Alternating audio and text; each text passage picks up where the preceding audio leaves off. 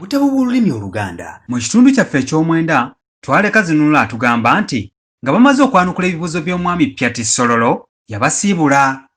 Naye n'atugamba nti yabajja ku muggalo kubanga baali ku bwerende nga batya okubaako kye basobeza mu maaso ge.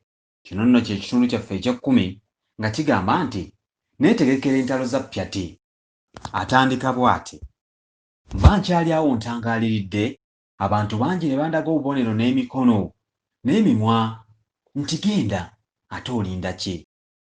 Nange seefuula nswasweta eyanula nga mmyansa ndagaka. Bwe natuuka mu kkubo ne ndyoka ntegeera nga bwe mponedde awampi awaalema ekkere okubuuka. Nze okulabikako eka kyekyawonona emitima gya bonna gye gyali gyewanise, kubanga bonna baalowooleza ddala nti sireme kutuukibwako kabi omwami nga bwe yali yeesaze akajegere.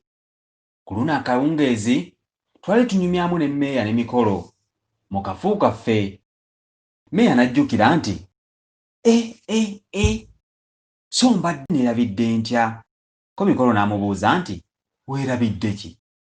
Mmeeya n'amuddamu nti neerabidde okutegeeza ono nga Mirembe we yamutumidde, so nno ate maama ng'amutumira bulijjo nze ne neerabira. Leero ndyose ne nzijukira. Nze kwe kubuuza nti Mirembe ky'oyo eyantumidde gwe simanyi? Mikolo n'atulika n'aseka nnyindo yankolera nga bw'agamba nti gwe tomanyi muwala w'embuga olulala gwe wabuuza mmeeya erinnya. Nze kwe kubuuza mmeeya nti naye ddala omuntu gwe situmirangako yantumira atya? Ekyo teyakiddamu, wabula ate okubuuza obubuuza ekirala nti mbuulira gwe muddamu ntya?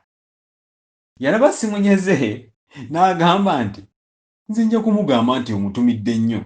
Nali ngenda okumuwakanya nga Mikolo asuulawo mboozi ndala nga baseka nga biri babizibiikiriza.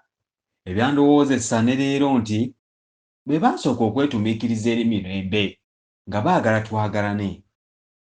Kubanga omuwala oyo ne mmeeya nga gubasaza mu kabu, ate ng'okusinziira ku njogera ya mmeeya bulijjo yalabika ng'amunjagaliza. Mwebale kuwuliriza kitundu kyaffe kino eky'ekkumi. Tusisinkane mu kitundu eky'ekkumi n'ekimu ekigamba nti nfuuka mukwano gwa Muyode. Oh, please like and subscribe. Yay!